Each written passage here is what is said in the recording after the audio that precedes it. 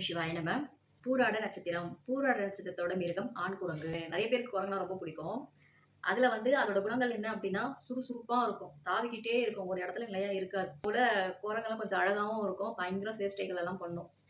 தான் குடும்பத்தோட தான் இருக்கும். ஒரு குரங்கு வந்து அது ஃபேமிலியே கூடயே தான் இருக்கும். ரொம்ப தனிமையான சூழ்நிலைலாம் போவாது.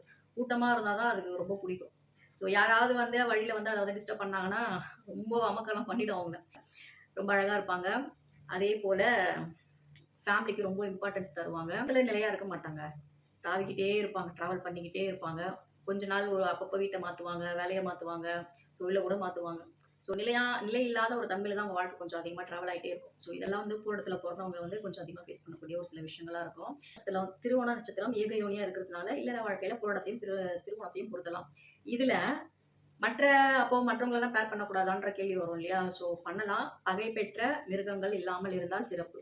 சமம், நட்பா இருக்கலாம். இல்லன்னா இது போல வந்து ஏக யோனியாக இருக்கலாம்.